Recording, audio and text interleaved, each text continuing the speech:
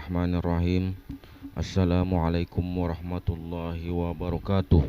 Alhamdulillahirabbil alamin. Wassalatu wassalamu ala asyrafil anbiya'i wal mursalin sayyidina wa maulana Muhammad wa ala alihi wa sahbihi ajma'in, amma ba'du.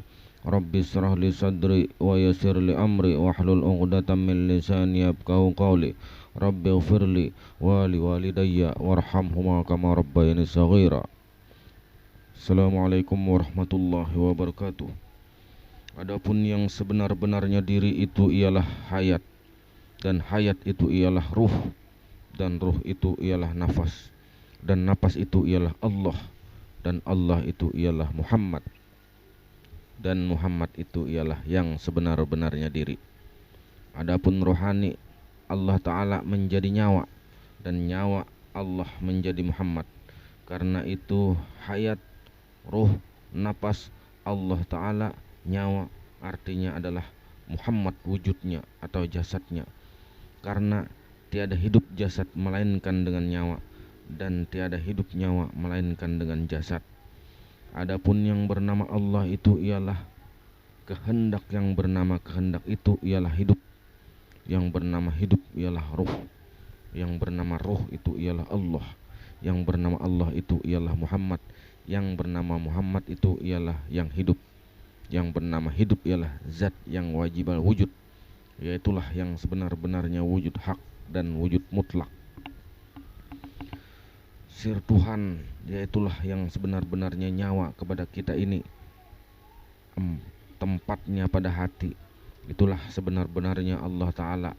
Maka tatkala itu Tuhan berpandang pandangan dengan sir Tuhan, maka ia menjadi esa dengan esanya, yaitulah Tuhan yang hidup di tubuh di dalam hati.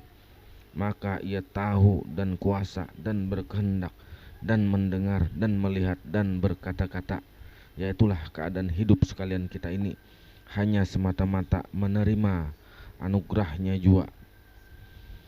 Sebenar-benarnya hidup manusia ini tiada putus-putusnya menerima anugerah Allah Ta'ala. Demikianlah sebenar-benarnya hidup manusia.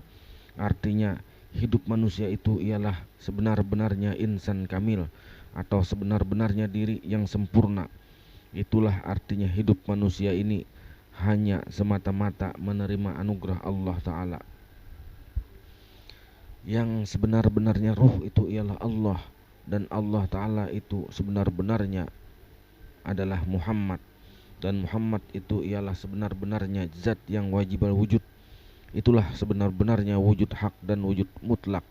Karena Muhammad itu bersekata dengan Tuhan, dan Tuhan pun sekata dengan Allah.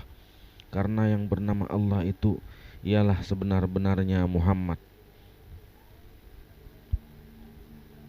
Asal Allah Ta'ala yang mutlak kepada zatnya, artinya Allah Ta'ala itu hidup sendirinya, menghukumkan dengan sendirinya, memuji sendirinya, meliputi sendirinya.